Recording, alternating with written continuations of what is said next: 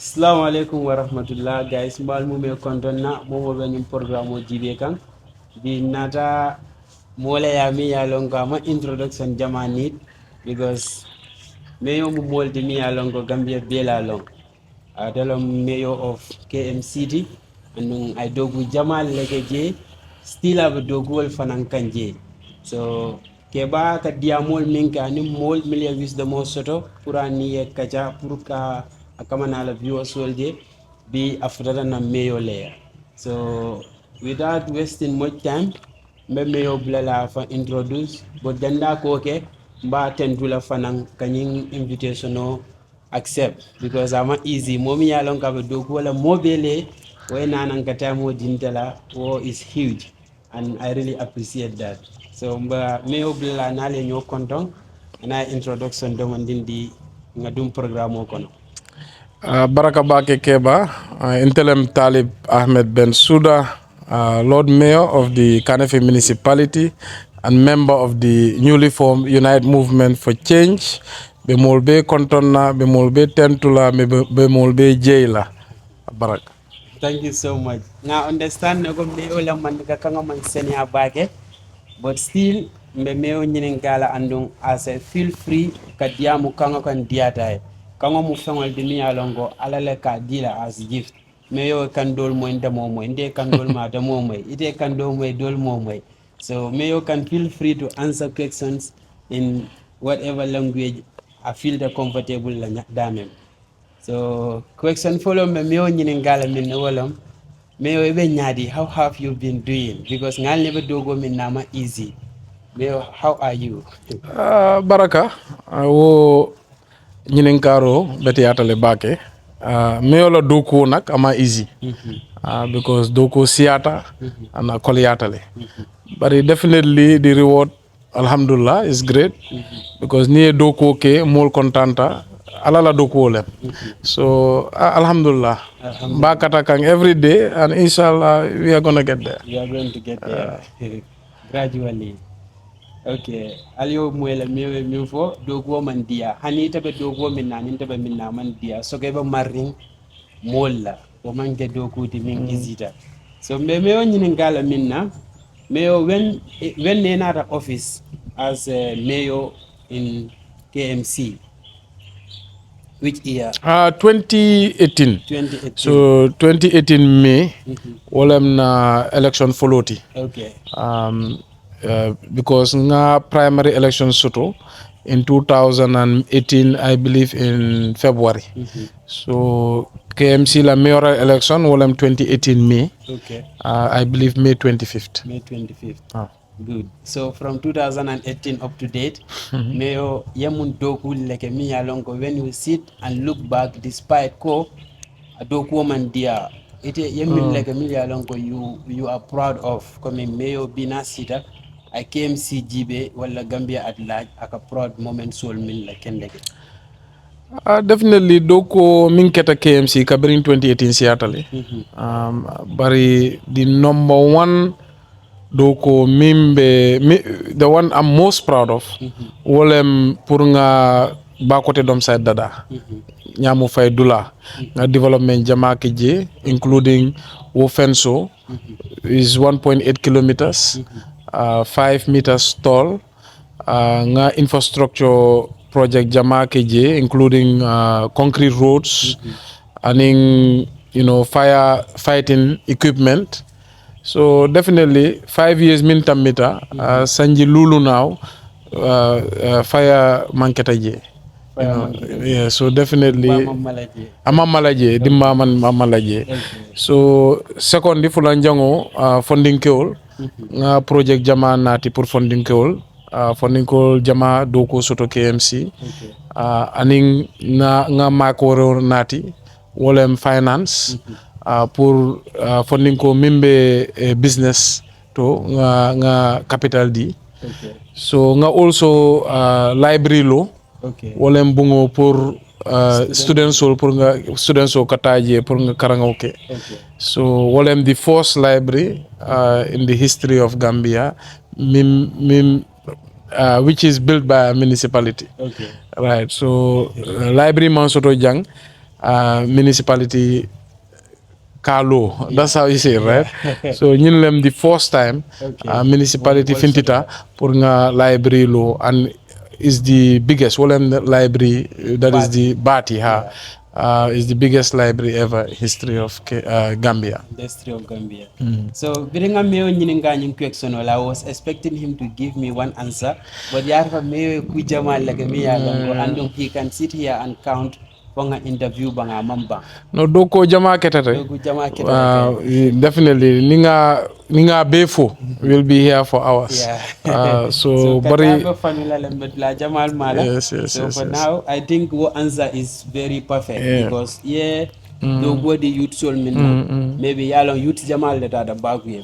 Mayola ka do go create ni youth dole. That's right. Youth dole be je milnan takata pour ka lose la life la maybe. Exactly. So well ya buy like that because what you bring for them. Exactly. So on behalf of me, thank you. Also youths min murta wolem the returnees from the back way recently nga project soto from New York. Okay. Is at the value of $35 million. Okay. Pour nga ñing youth soul train youth min lafta dum business kono or youth min lafta do kola. Okay. So nga 3,000 euros soto aning training for each of these youths, about 40 of them. Okay. So it's also wolem the first time keta in Gambian history pour government ka finti pour nga youths min bota bakwe pour nga makwe. Okay, that is huge. That is huge because ni more bad nanje ni frustration or exactly. So me meo ni ngala next question o min wala moment mbad nga fa ni angale kangala to understand the question better. What moment in your life truly convinced you that leadership is responsibility and not a privilege?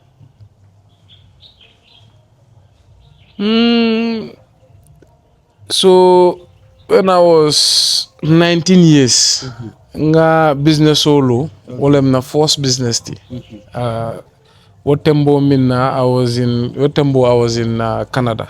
Okay. So wolem na first attempt pour nga place Nyatonkota. So nga business lo nga 12 people ta do ko laje. The oldest was 42 years. By then it had been 19 years. Be 19 years at the time. So wolem the first time nga realize the responsibility kumayata bake because all those 12 people were depending on me for their livelihood. Yes. Okay. So my leadership start junior like at 19 Mira from business. Painting business. Okay. Still a business or bitaga. Honey. That was the time I was in Canada. Okay. So nga understand ko even in Canada.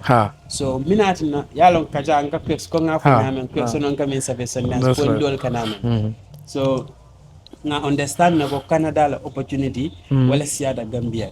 So mayo be Canada but still choose to come back kana Gambia ka kafu banku dogulal ka fake da mewdi anin biya futata non dame. So what motivates you pour ka murnang back home pour ka dogu ke country do? Because nga banko kanu bake na family bijang as well. So in 2011 Seita Gambia aning na brother Sol. Okay. Nga brother Sabasoto. So decide pour nga murukan Gambia nga business lo jang. Then pour nga family also start jang. So nga muso soto nga muso nyini Salimatu Diallo na dingol be wulta jang. Okay. So nga business commencé in 2014. Okay. Nyim business beta for sign.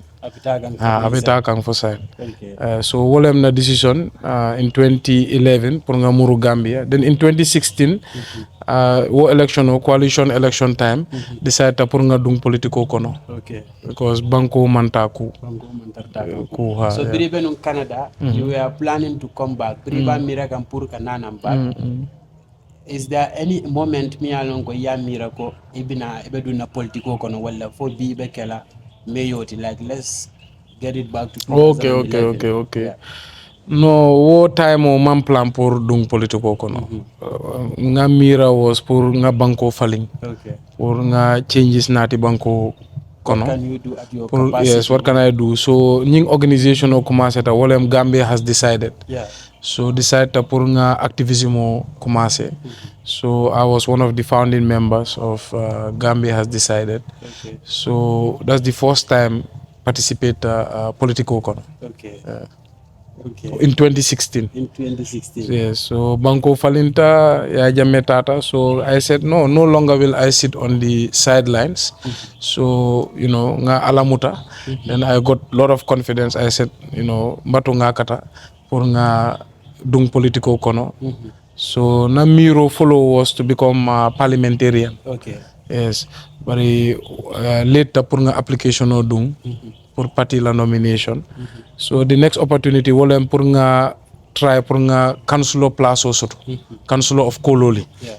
Bari mo nata mun keta this guy Uncle Kutubo Mane. Okay. Yes. He convinced me to run for mayor. Okay. So, I tried and alhamdulillah I won. You won. Okay. So Limomo eba kugu kono sometimes more ke fongo je kugo kono but sometimes most often in life more like a taraje like minka kela inspiration wati like the person you look up to me along ko more ka fa a mentor bi mayo mo jamala is looking up to you ila menti jamal be sate kono what to have do for Gambia so ninko me mayo nyininkala who shaped your mindset the most in becoming the leader you are today iba jimala fola. So nga example jama soto. So Gambia Jang, no doubt Sir Dawda Kairaba Jawara. Okay. Ala movement for independence 1965. At that time he was less than 30 years old. So funding Keolem at that time and he have the maturity hakilo soto hakil malem pour banko nyini banko bondi tubabo la bulu. So that was definitely a big inspiration. Second, of course, international inspiration. Nelson Mandela, a freedom fighter. Fongoji. He's very modest, humble. And definitely a South Africa change. Even after 30 years, abe prisoner kono. Yeah. So also in recent times, nga President Obama like Bake, a controversial mulem because his activity in Libya, etc. is controversial, but nga kanu Bake because ala style, at Tenkunta, he's very disciplined, So Obama, yes, he's a gentleman. Nga kanu Bake, I like his style, because diplomat lem, So Akuluta, so he's a very good leader. So in recent times, many examples, there's Ibrahim Traore, he's now the shining star of young people in Africa, Ousmane Sonko Soto, ala fight for freedom and democracy Senegal kono. So nga inspiration jama Soto. Yes. So you beto mention. Yes. Thomas Sankara. You mentioned past and the present. So which means maybe in them featured. Yes. Yourself because be MKMC la leader. Right. Tomorrow who knows? It's never know. Gambia la leader. So nyim people will mila inspiration oti. Ya miracle ila doku wani wala doku be kala nyadi le. Iba kala la up to their standard wala for talib betambila nyulie minke wala for they are just inspiration to you but ni bije abe kala nyadi le. The inspiration to me, bari among correct pour nga self judge, woman correct. So that's up to people. Bari sign amam me kabiri nga dunta politiko kono, and na Johnny mambang follow. So, but for maybe next 20 years, we look back, then we can judge. Bari among ke pour na job lem pour nga self judge, woman correct. It's better for outsiders and the general public to judge you. But exactly, and these people, big names, they left a big mark in history. their sacrifice is huge, so I cannot compare myself to them. It's not possible. But you never know. Maybe in 30 years' time, you know, Mama Ringos let's even say in 5-10 years' time, interview, maybe then we will bring this kind of questions. You never know. You never know. So Talib, ila. Sorry for calling you Talib. No. It's not. It's my name. It's your name. Talib is my real name. Meo manke name today. No. Meo manke name today. Talib is my name. I love when they call me Talib because what I'm na bad name. Yes, my father gave me that name, so call me Talib by all means. Yes. So, ila leadership kono in KMC.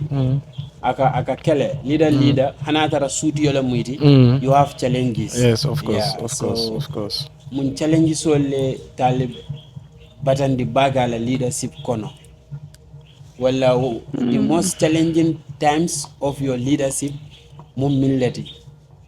The most challenging times. So election time, especially in a re-election 2023. Akoliata Bake, because at the same time you are ibe place nyini for the second time ibe place defend ila record defend at the same time ye nyanta doko okay. You know, so at that time it was very difficult because ibe campaign dula ibe doko dula, so at the same time you have to do two things and you have to defend and offense. You nyanta attack ye nyanta defend. Exactly. So what time my easy. But now is alhamdulillah a lot better because nga record soto ngamu kendo soto. You know, the people at the council mobile na vision understand. So right now alhamdulillah Doko is in the yeah. And of course kelo minketa between central government and council tema molbe aje, you know, from the CEO problem, then PIU nataje. So it was very complicated time. Commission of inquiry ketare. You know, so definitely. But right now, alhamdulillah. So near time with GB minketa and saying what you guys overcome. Yes. How do you feel? Come in time of minketa mola diamol some accusation. So kununga luntango soto jang. You know, he said, Talib, you know, you tell him the most prepared political leader in Gambia. So nga how? Ako because ibe nying plaso for 10 years. 8 years. Nying mayor plaso. You know, so secondly, challenges minketa during that time. You know, UDP and Barrow separator. So Kelo Nata KMC because I was one of the UDP leaders. You know, then at the same time fight minketa between local government and KMC. So ngata Supreme Court almost twice. Both cases win. You know, ngata High Court, then Commission of Inquiry keta. So challenges jama ketale during my time as mayor. At the same time nyanta development nati nying regional ka nying sate. At the same time you have to bring development, you know, and we did a lot of development unprecedented. Doko min keta KMC man keta any area council. We implemented the first ever waste management strategy, nying balit project. Now is replicated countrywide. Nga radio station lo, nga library lo, nga 7 parks dada, you know, so we nga marché nani lo, you know, so we are now implementing biggest municipal road network project. So last week mbe Bakaw Newtown doko commencé tala. So at the end of the day he said, with all this challenge and all this development, nobody is more prepared than you in governance because Jawara Natali in 1965, my experience to Dr. Lem at the time. You know, Jame Natali through coup d'etat, soldier Lem before a place Soto, President Soto. You know, Barrow was a real estate agent. So Natali in 2016, out of the Blue Coalition. So I have, out of all the people vying for leadership, the most experience. With all the challenges you have been through. Exactly. Because KMC Mara is like every country la Mara. After secondly, you kuma jama for the mayor. Yeah, could all implement in KMC. Right. Be will be nationwide. Exactly. Yeah, so Exactly. innovation. Exactly. So like So KMC is the trendsetter. it's a trendsetter.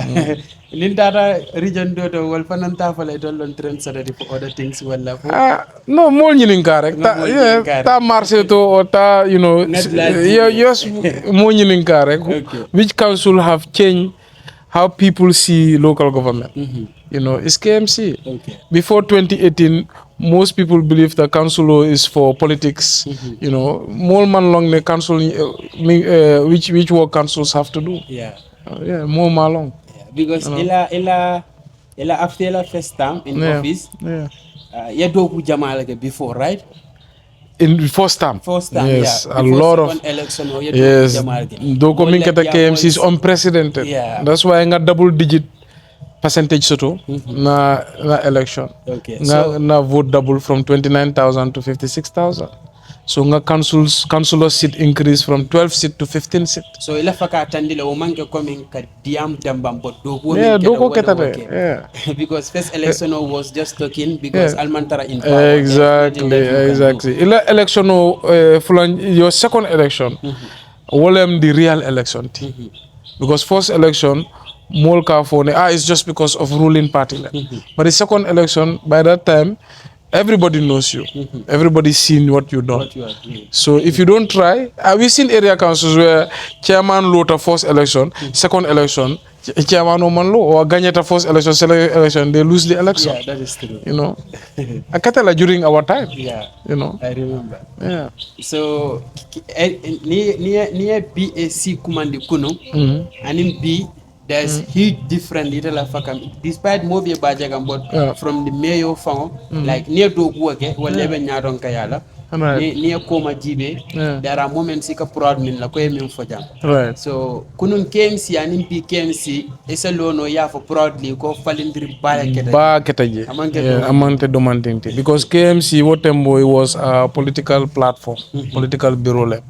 Motombalito man soto, cleaner soul man soto, doko man soto. Just name one activity minketa KMC during that time. Activity minketa J was through central government. Gam works la project ko. Bari amanke mol la namoti. No. So this is the first time be mul na mota nga use pour nga dula doko. So with all the work talib ye minke KMC. Ning ala yake ko talib nata ke bang Gambia fongala nyaton kodi. Moli talib ye minke KMC. That's right. Mol nanda ko wala expect from talib wala talib have even bigger plan for Gambians. Yes, ni wo time nata. Inshallah, mbe na plano janjang mulbe. So inshallah, I will nying plano mba safela. Ba janjang banko be pour mo be nyaba jela. I hope fana bari na brand be muneti is Dokula. Yes, at the time, olem na branti even 2018 to 2022. Talib Dokula. That's all. So Sunshine still remain that yellow. Of course, olem na branti. Yes, olem na branti Dokula. Guys, ala fonye. Talib Dokula for Talib the Dokula KMC. I don't know when Yamanjari. Talib Yafo because Talib the Dokula more. Okay, so I respect the fact that Talib Sunshine may wala mat in KMC despite yala momo be kugu ko ne hamoka warale always. That's right. But sometimes you got goals or planning man left kamil disclose for now. Yes. Yeah, but then I hope one day nin talibie aka ideal mil be foteng na ye for then it's a namur no nanjang again. Aka cha sif inshallah on the other things inshallah. But for now let's talk about motivating you and then talking about what the Talib have done at KMC and Alaftaka Ministry. So near Talib Jibe because Mbebe Gambia is a momo nyinenkano new question. Binimbe Talib nyinenkaka, Talib la mira loto Gambia sulata nyadon kasifa nyadilla. You can also speak in any language you feel comfortable in give the perfect answer from you. Okay, what kind of leader? Yeah, the Gambia need at this point. Yeah. Follow. Nyaton ko min lafta Gambia mara. E nyanta tenkung. ila time o take also ye nyanta mol be nati pour nga mol be kambe or Gambia ke kilinti so a leader cannot be tribalist ye nyanta si fatam fanso bindi so also leader nyanta integrity soto for all the time you tonya for nyoye or you tonya for mol be in whatever you do so Gambia among wara and all the people are connected mol be a connection also so all the time you nyanta careful pour ila diamo kana mo neng kana mo kajaf so you nyanta kulula right so you have to be a very disciplined leader and then of course you have to be a hard worker because Gambia mantara nyato as far as world countries Gambia is very backward so lots of work have to happen because balo kolyatale doko mansoto musol be kumbo so it's very difficult country for many people so time mansoto and if you are a democratic leader you're 10 years soto at most so time mansoto all the time you should be working so that's why I said that's also part of my brand KMC all the time nga problemo jibe problemo siata molbe kumbo kang so all the time I'm thinking how should I work how should I work so you see 7 o'clock every day I'm at the office you are 7 o'clock at the office morning ta KMC by 7 a.m. I'm there because now Corvus le dogula dol bije like me I'm going to be high profile well 7 o'clock maybe katar imam kuwa for start already. That's right Because never silo can always you see some people office so by 7 o'clock nobody's on the road but over 8 years I'm going to KMC 7 o'clock nga culture change so because mayor BJ by 7 o'clock directors you start seeing them coming earlier managers you start seeing them yes then everybody yes that means change begins with yourself with the leader especially explain that I hope momo benjibe kam leader mu di suwo kono wala any office you can learn this from exactly tarado kana fo moli alna nan by this time kana ke teacher ya fo exactly student alna by so leaders are examples especially in small house even ite ila korda if you are the leader there like the father figure all your kids are looking up to you. That is true. Your behavior they copy it so for example in KMC the council bought me a brand new car moto kutu around $5 million. Okay. So I was not comfortable. So ngani moto falling for a cheaper car, $2 million. Okay, from $5 million. From $5 million. So that's a signal.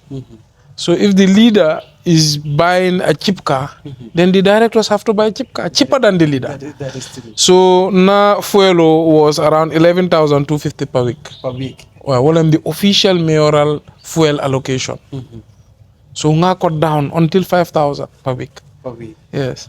So CEO has to cut his down from 8,000 to 4,000. You don't have to say, you just have to. I just have to act. And then they also That's act. right.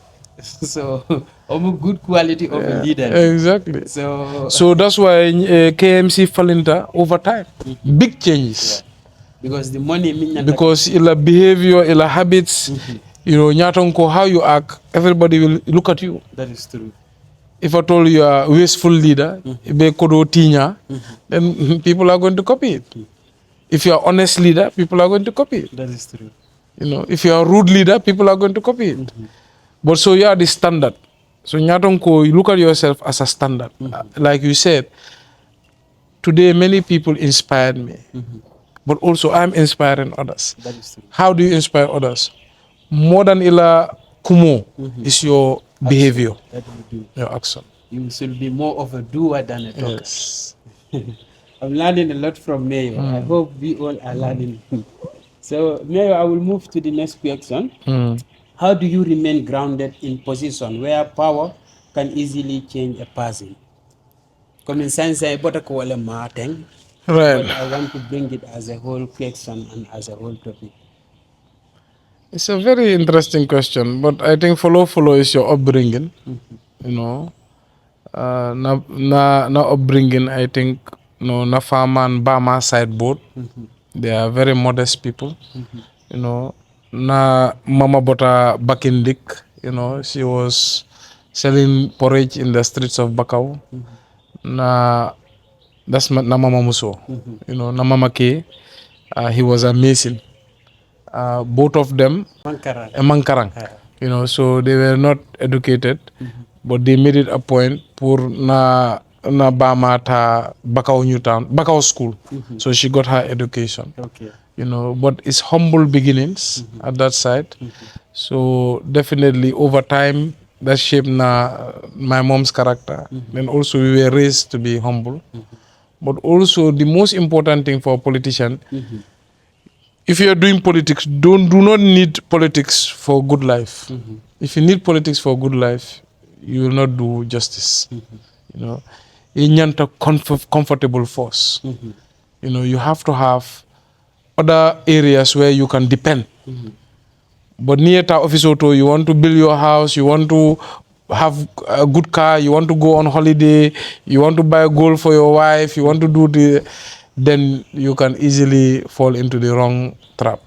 Yes, so I think for me, if I was not comfortable before politics, I don't think I will do politics. Okay. Yes. Natural life is not good. No, I don't think because so. you think about I don't think, well, people are different, you know, so, but for me, I believe that I want to live a certain life, comfortable, especially my children. You know, I want them to grow up, you know, having good school, having good things. Okay. And I don't think I would enter politics without that. Okay. Yes. Because the political office is sacrifice. So, nga servant leader concept believe back. Servant leader is, you are not a mansa. Manke mansati. You know, this word mansa, well, I'm king. King. Yes, so you are king. So you are a Servant leader. servant. Leader, Yeah, so ye nying place o mara pour ye mol saf. And that is what Talib have been doing. And That is still what I'm doing, yes.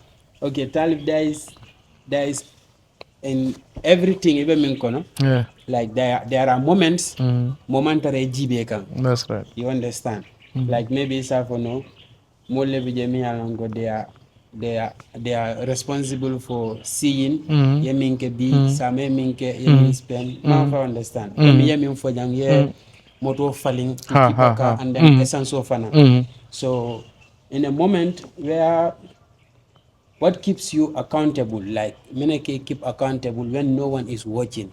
Moment me alongo momentary jibe kan. Fear of God. Fear of God. Yes, one, follow, you have to have fear of God. You know. Second of all, how do you say it? You have to be afraid to be ashamed.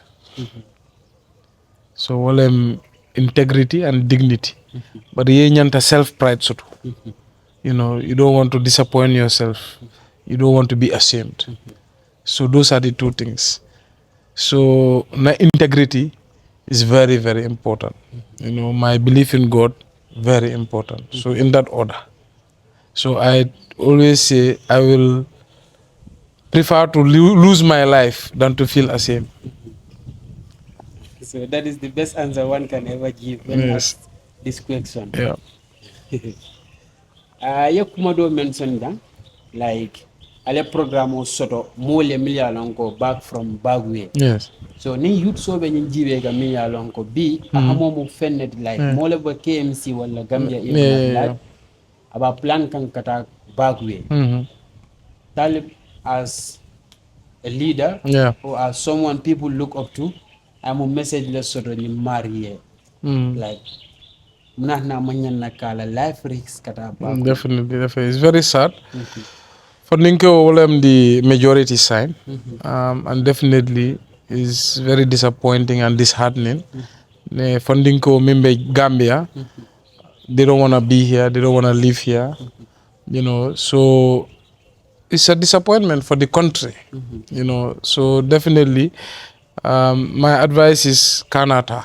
You know, it's not easy. Gambia mom definitely a Koliata lebake. You know, Doko Mansoto, like I said, you know, Balo Koliata.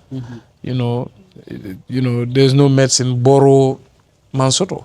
You know, healthcare Mansoto, businessman Taku. You know, so there's a lot of things going wrong. Education now is very expensive. College is expensive, and near G from college, what are you going to do?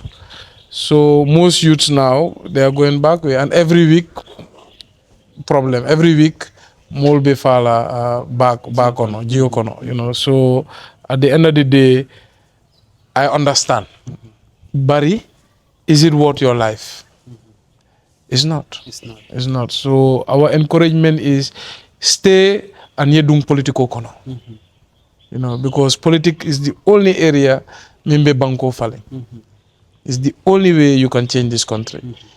You know, either you become a politician or you're a politician who fasa, then you're hold accountable. Yes. But the big problem with the youths now, most of them stay away from politics. They don't participate, they don't support, a lot of them, and then at the end of the day, they wonder why the country is not changing. So, you know, more GB, political party GB, ya kiss, ya more Clinton, ya fasa, then ya hold accountable. So that's the only way Nimbanko be falling. So my advice to all youths is Kanata stay, bari enter politics, dung politiko kono. So ni ko moy dung politiko kono. Modo samira no ko anyanta ka ke political leader ti wala tenin. Like ni mo be siringa data politiko to. Adas asafan da dundi no politiko kono nyadile. Yeah, so dula fulalem or two strategies lem. Follow ni elafta ye political position yini. That's the first. But ni mam sembo soto, ni mam finance soto, ni mam qualification soto, then ye political organization form or ila youth association or ila area ye more commandi ya organize, then make a decision pour ye political party killing fasa or ye politician or fasa, then after you more hold accountable or party hold accountable. You know, that's very important. Exactly. That is important. Amanjar fanang amanke ko ibe sila suwa kono just complaining. Exactly. You have to be part of it. Exactly. So in all of this, say nyode fall, nyode folly. Folly. Wow. Every day I learn something from. Meaning you are standing up for the politician, but at the same time you can bring them down. Okay, yeah, that is people making who you are. Exactly. Humble beginnings brought you this far. So in Mandinka they say a politician of Fasa and a politician of Jindi, right? Politician of Jindi. Yeah, Selendi, yeah, Jindi. Yeah, Jindi. So ning history nandaga talib remember for one thing. Me along got talib be proud la wala. After work community, I can also ask this question in English. Yes. So if history were to remember you in one sentence, what will you hope it says? In one sentence. You can also elaborate. It's okay. So I think in one word, pace setter or trend setter is that anything that I try, I bring positive disruption. So KMC nga positive disruption natije wala pour nga ko be change nga ko be falling for the better. So nga trend set, which is a good example for other area councils and even government. So I think trendsetter, pace setter. And inshallah, in the political space, well, in political parties space, we will bring positive change. We will create new trend for Gambian politics. Well, pour nga discipline nati political kono, pour nga results nati pour mole political kono. So I think, in one word, trendsetter. Trendsetter. That is a very good. Or pace setter. Pace setter. So guys, the question fula. Sotla talib ye nga program o nyum close because talib be bango bele nyato. That's right. Just a mayor guy like Keba Manyanaka Talib Letamo Beta Jam. And then Daka Dogu like a buddy. So but we really appreciate Talib Momendi. The fact that I accept Wamukule de mi alongo is huge for me and all my audience. That's right. I have over 500,000 followers. Wow. So you don't do this for only me, but for people watching right now. So what is something big for me and all my followers. Natalib Nyingala Minna next. What mistake do you hope the next generation of leaders will avoid? The next generation of leaders from this generation. I think the next generation of leaders should respect the people more than this generation. You know, so I think in this generation, what is happening is when a leader is vying for elections, they're almost begging the people to vote for them. But after they are successful, they change and they not very respectful to the people. Even ila diamo kono. You know, you look at the words they use, you look at the arrogance and the message. So I think accountable leaders, you know, a leader, you have to be accountable. And no matter how long ibe nying plaso, you know, bulaje. Yeah, so it's very important for leaders to be accountable. And for year long, you are only human, and you know you only have a few years, and then you will leave this position. So nyanta mira all the time. What will be my legacy? What will be my legacy? What will people say about me? Ninga nyimpla so bula, ninga botajak. What will people say? Ninga dunia bula. What will people say? You know. So I think la legacy all the time. You need to think about it. So this time and era, when you say United Kingdom, you will think about all leaders that left good legacy. Because UK, leaders jama nata, leaders jama tata. But now when you say United Kingdom in the history, who will they talk about? Few. Winston Churchill, Margaret Thatcher, few. You know, so all of the leaders that left big legacy, good legacy. So even in Gambian history now, the leader people will talk about most is Sir Dawda as in terms of good positive things. You know, so all the time a leader nyanta mirala ninga nyimpla so bula ninga botajak Sama molbe mina fola na. molbe mine fola. That is very good answer. So metalib nyingala next week sono minna wolam. I'm advise the sort of Gambian Nolie and Gambians at large. And also because I said two questions more, but I want to give this one also. Like Taliban advise less sort of Gambian Nolie and Gambian youths at large. And also, if you were speaking to the next president of the Gambia, what advice will you give him? So if I were to give a general advice to all Gambians, wala mpur nga kambe, nga banko doko, you know, kana, you know, mol neng because of politics, you know, al nga kekilinti, you know, nga si fatam fanso bula, Gambia doyata lebake. So all the time we have to promote the peace and unity. You know, political nak definitely miro man kekilinti about the country's direction. But nyanta tenkung nga ta ku nga issue sol discuss nga problem sol kiss nga solution ol nati but it's not good for political kono be more kajaf be more neng mo jabi all the time o man nafa soto so all the time nga bankola yirwa tamban. Yes, exactly. So na advice for the next president wala ni e gagnata ye opposition o be kumandi ya halbe ke kilinti pour nga banko doko. That's my advice. That is your advice. Yes. I think that is what Gambia even need. Exactly. So bonus question no dami dila talib la. Right. Mi alon ko it's just bonus because kile tutaje kadi mala talib time is off. That is true. So talib nyini ngala minna wala nyindi Gambia ni political jibe sokoran kana dum campaign wol kono. Right. This is an advice to myself and everyone watching. Yeah. Like mol bije ikatara sugiling different opinion different political party BBB nga woje UMC and UDP muso ninkeo. So you see just now I just from their house. So Talib as a leader ay mun kuma kan ne soro mi alon ka ba mol la miral nyal falinna about political opinion differences. Yes. And also like imu minti like because sometimes a politician wajala wala party leader right. Ka si killing na kuofo. Yes. Despite that all content digam, but that is not something minyan takake. Exactly. As a leader, I mun advise le sort of mole emilia lonko imantara si killing imantara party killing but be mu Gambian no le and nyanda ka cool ke as a Gambian despite na opinion all fatata.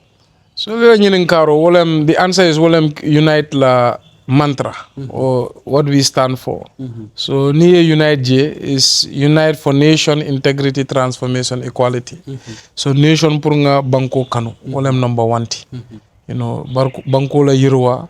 Well, that is the first priority. So integrity, like I said, purunga tonya for you all the time you tell the truth. You tonya tamandi in whatever you do. Transformation, wolem purunga miro falling. You know, we stop the small talk. You know, we always look at innovation. How do we solve problems? Problem o siatale bake. So that is that. Number 4, equality. Pour nga mo be ke kilingti nga mo be kanyandi Gambia kono nga si fatam fanso bula. So this is what we stand for. Wala tinna nga unite start, you know, pour these principles dung political kono. You know, so my advice for all Gambians, political manke forceti, a manke pour nga mo neng, a manke pour ye mo jabi, it's about pour nga banko tanyato. So, you know, just like my slogan, they say, Talibuka noise, doko doro. Talibuka noise, doko doro. Guys, so me all mo nyola so Talib mo moldi mi alango ay responsibility jamal le soto kadi kacha se dia nyawanya bandula la nyanda katara so mbal mu me kontonna mbal jeyla le tamo mi spem jam pour ga njibe and also the Talib fanan konton mbal jeyla bage fanan and of course our sister Binta jambaro le ma fanan so guys ala fanye for I will bring Talib back to this topic and also what are the questions Allah tanga million next Kodi and also Talib people of KMC are you happy about Talib? Are you proud of Talib? Talib, thank you so very much. Thank you so much, Kewa. Baraka Bake, nge tentu ngai jay. So tune in to Street Wisdom, huh? Street Wisdom. That's right. Talk with Kewa. Talk with Kewa. Baraka. Thank you so very much.